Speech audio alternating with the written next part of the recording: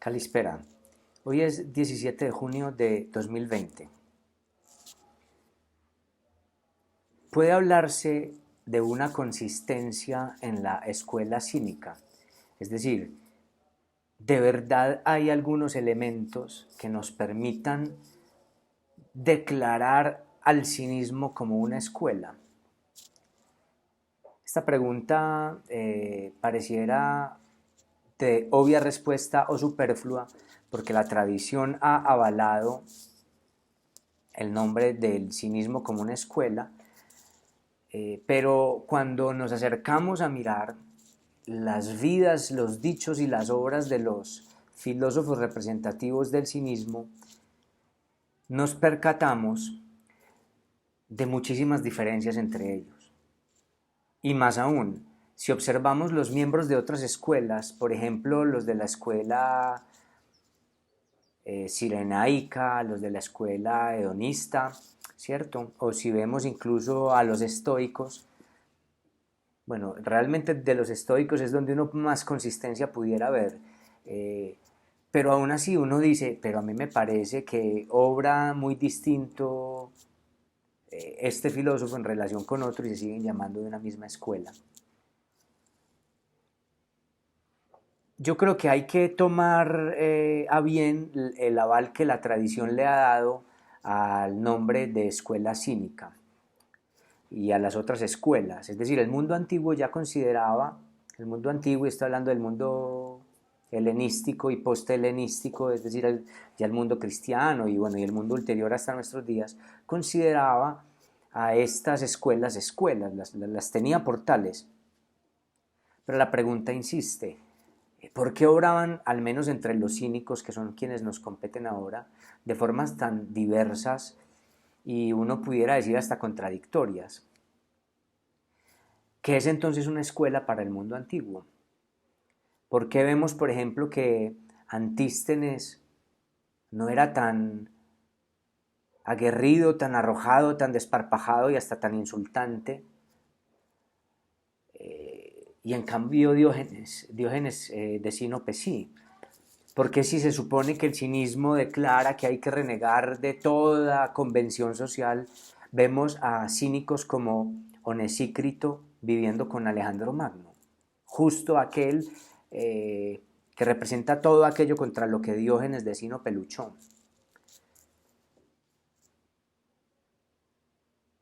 La respuesta más bien es tratar de mirar en qué consiste una escuela, porque, bueno, empecemos diciendo que ya Diógenes Laercio, al final creo del capítulo sexto del libro de vidas de los filósofos más ilustres, él mismo dice, yo concuerdo con que el cinismo es una escuela y no solamente un modo de estar o un modo de ser. Y utiliza para modo de ser y modo de estar, si no estoy mal y no me traiciona la memoria, el término énstasis viu, una manera de estar situado en la vida. Es decir, que sí hay una noción de escuela, avalada incluso por quien narra este libro, que es Diógenes Laercio.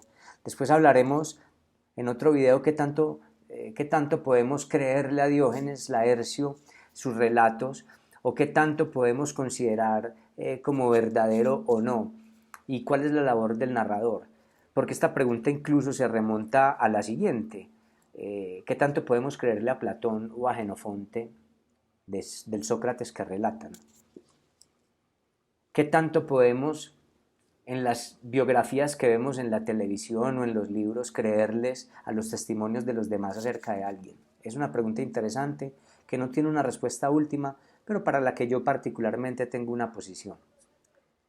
Volviendo al tema, eh, más bien hay que preguntarnos a nosotros mismos qué entendemos por escuela. Yo creo que estamos muy influidos por la noción de escuela dogmática que pretende un único modo de ser y de estar.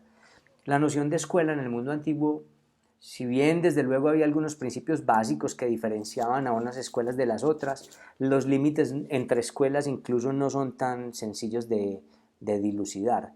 El mismo Diógenes Laercio dice que él estoicismo es casi que una suavización o una reconsideración de los preceptos cínicos. Es decir, que el cinismo y el estoicismo se parecen mucho. De hecho, una de las condiciones que diferencian a Zenón de Sitio de Crates, su maestro cínico, era que no quería molestar a la gente como la molestaba, por ejemplo, Diógenes. No quería ser insultante, no quería hacerse notar, no quería gritar mucho. Y de hecho se alejaba un poco de la vida de los tumultos del ágora. Pero que el resto, la noción de virtud, la noción de felicidad y indiferencia son muy parecidas. ¿Qué es entonces una escuela? No podemos pretender que una escuela sea una fábrica de replicantes o de réplicas para el mundo antiguo.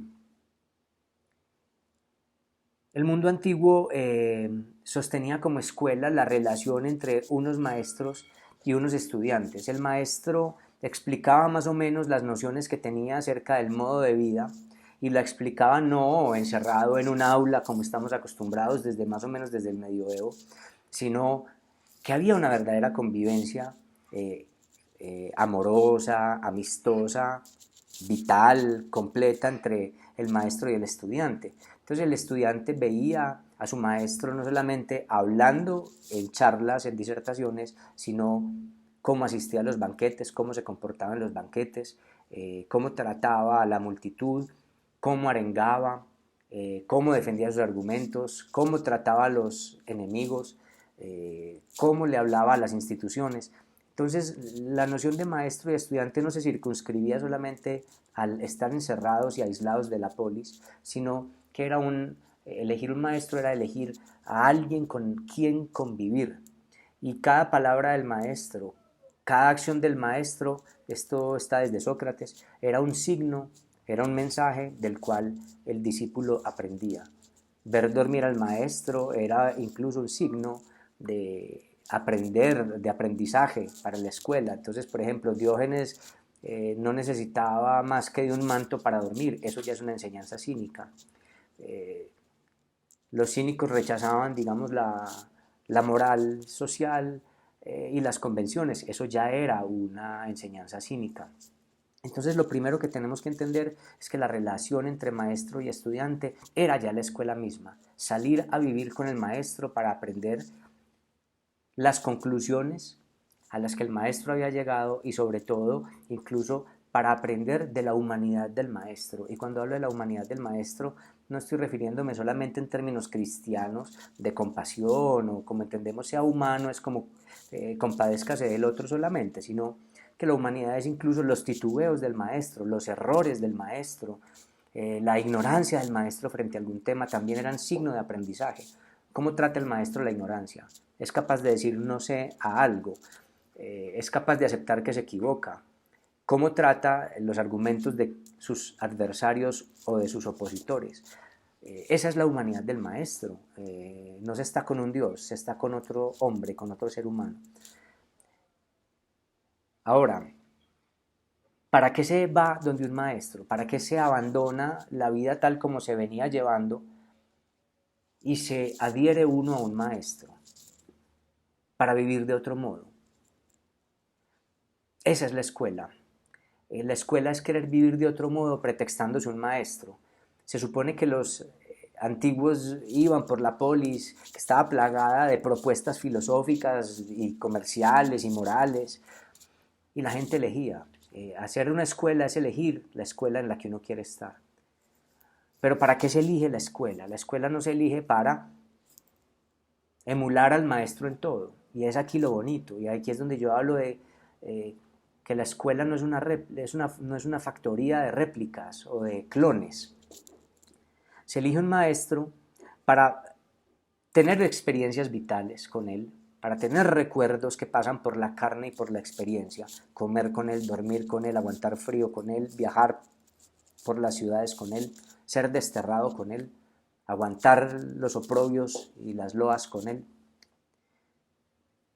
o con ella, pues cuando digo él quiero decir el ser humano maestro.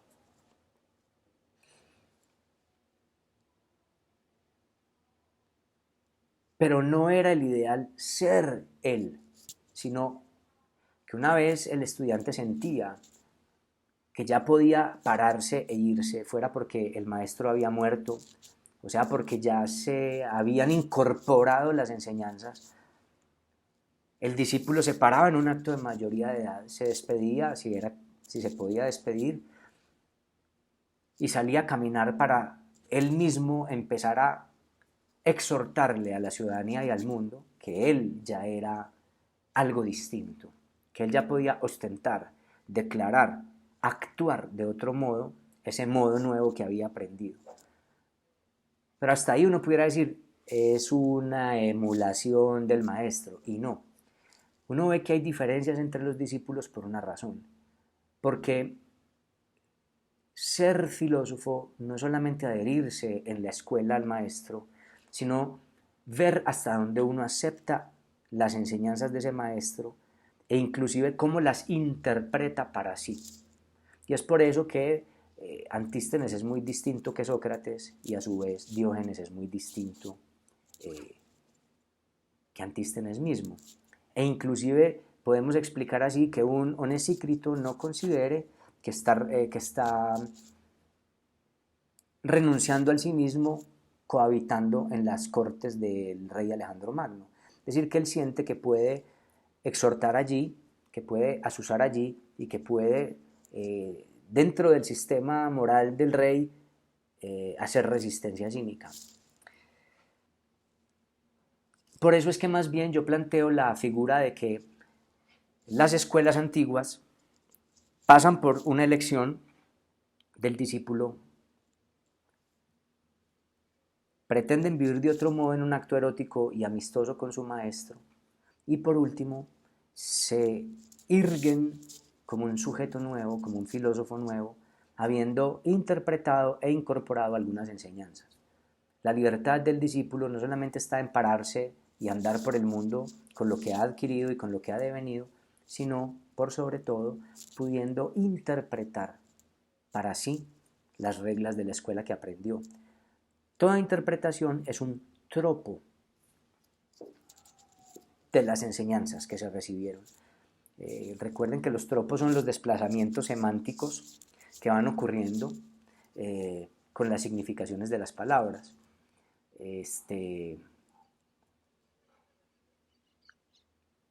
Cada discípulo es un tropo para su maestro y los discípulos de esos discípulos serán tropos para aquellos a su vez. Hacer escuela es tener el derecho de hacer tropos.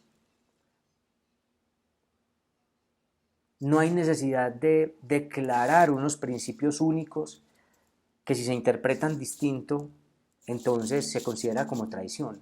No hay noción de herejía al estilo cristiano en las escuelas antiguas grecolatinas. Se puede ser cínico repudiando a la polis y se puede ser cínico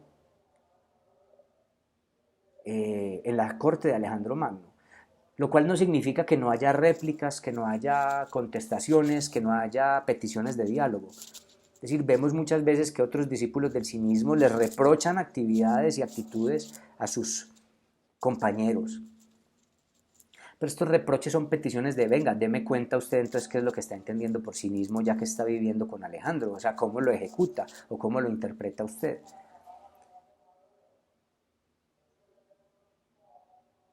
Hay elecciones y hay interpretaciones. La idea de escuela es la posibilidad de interpretación para salir a vivir de un modo particular, lo cual no significa traiciones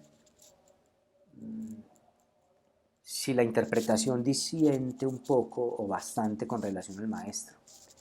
Lo esperable de la escuela es que el estudiante se forje a sí mismo y sea libre, usando como pretexto aquello que recibe del maestro en una relación que excede al aula y a una mera transmisión eficiente de conocimientos. Lo que hace de una escuela la escuela es la posibilidad de una experiencia vital, cotidiana, con alguien más, que podemos llamar maestro o con discípulos, pues con discípulos, que te permiten ser una persona nueva, vivir de otro modo, habiendo pasado escarmentado la filosofía en la cotidianidad. Ya les digo, en el acto de dormir, en el acto de comer, en el acto de asistir a eventos públicos o de rechazar los eventos públicos, en el acto de elección de los alimentos, en el acto de la asunción de la risa, en el acto de la asunción de la seriedad. Podemos entonces hablar del cinismo como una escuela pese a las aparentes contradicciones y las diferencias de comportamientos entre unos y otros. Sí, desde luego hay unos intentos de principios básicos que en el cinismo son un poco más difíciles de determinar, por ejemplo, y de separar con el estoicismo, aunque los hay. Pero sí, ya el mundo antiguo había concebido que eran escuelas. Entonces sí se puede hablar de escuela, del cinismo como escuela. Sobre todo, más bien repensando nosotros cuál es la definición de escuela que tenía el mundo antiguo. Incluso por allá Pierre Hadot, en un libro que se llama La Ciudadela Interior, es un libro para hablar de las meditaciones de Marco Aurelio, es decir, que va a hablar del estoicismo.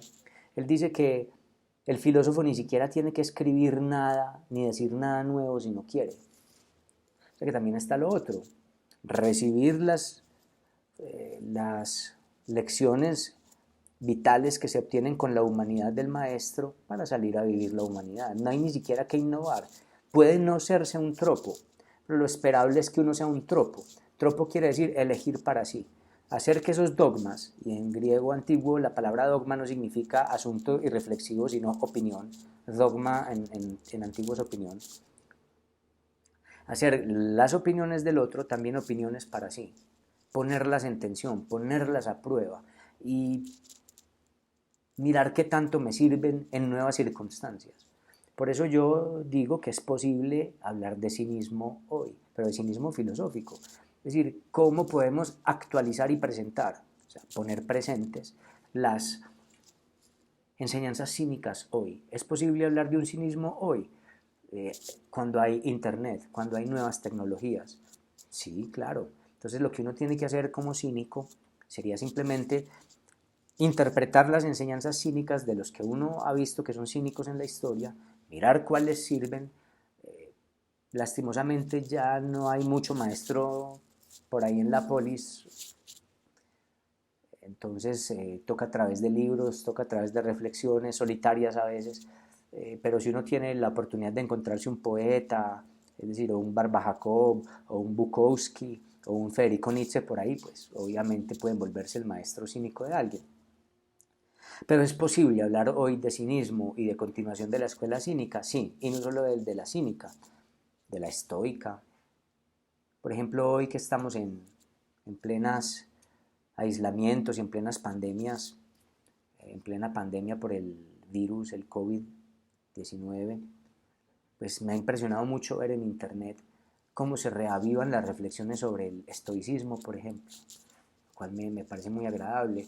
Y hay movimientos nuevos que se hacen llamar minimalistas sin saber que eso es realmente estoicismo en buen modo.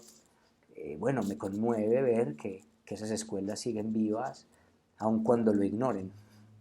Bueno, entonces, ¿puede llamarse al cinismo escuela? Sí, más bien es ¿qué entendemos por escuela? Ahí dejo la reflexión. Kalinístasas, ya. Muchas gracias por seguir el video.